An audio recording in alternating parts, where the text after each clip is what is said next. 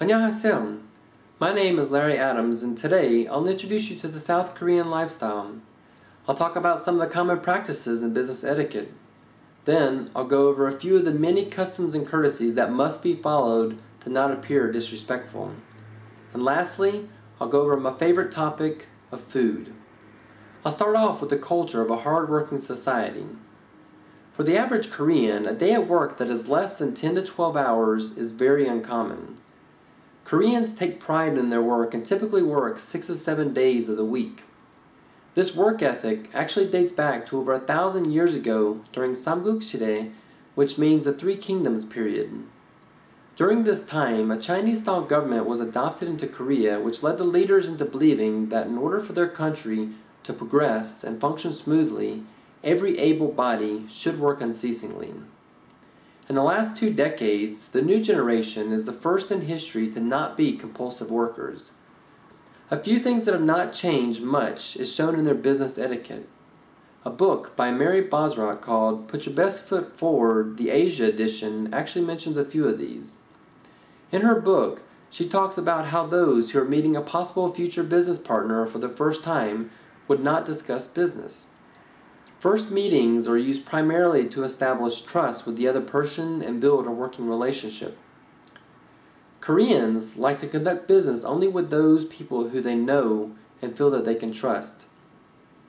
A sign of how successful a business meeting was could be displayed by bowing very low after the meeting has concluded, whereas halfway bowing or not bowing at all could signify dissatisfaction with the meeting. The bow is just one small sign of respect that is integrated into the everyday Korean life. With regards to family and friends, there is a nationally unique and well-known institutionalized form of respect that must be followed, as well as some additional common rules.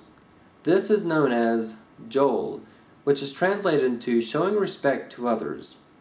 In a book called The Korean Mind, Boya de Mente talks about how this respect is manifested when speaking to elders, when and how to bow, who eats first, who gets into a car and elevator first, and the seating arrangements, just to name a few. When speaking to an elder, unless they have said otherwise, they are not to be called by their name, but by their position or title, such as president, director, or manager. Outside of the business environment, the terms older brother and older sister, grandmother, grandfather have to be used regardless of if they were family or not. Upon meeting someone for the first time, it is common for one person to ask the other how old they are so that it is known who has to show respect to the other, even if they're a few days younger or a few months younger. Generally speaking though, the Korean culture is unlike that of most of the world in that respect for one another is built into the everyday facets of life. Talking about the Korean lifestyle wouldn't be complete if food wasn't mentioned somewhere. PBS.org actually shows a few reasons why food is a defining element in the Korean culture.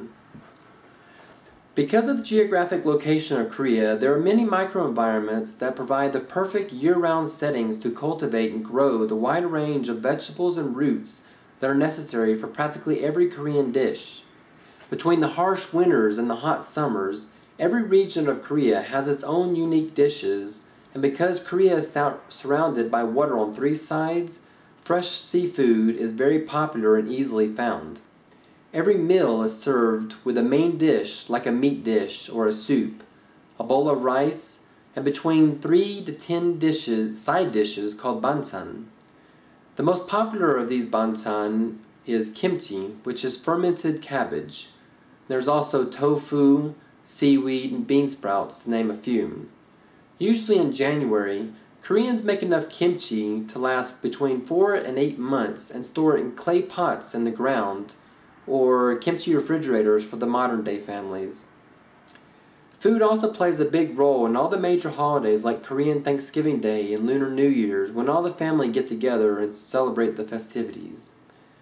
All in all though, Korean food is becoming more popular around the world, with restaurants showing up in all the major cities. In conclusion, I briefly covered some of the basic information about the working Korean.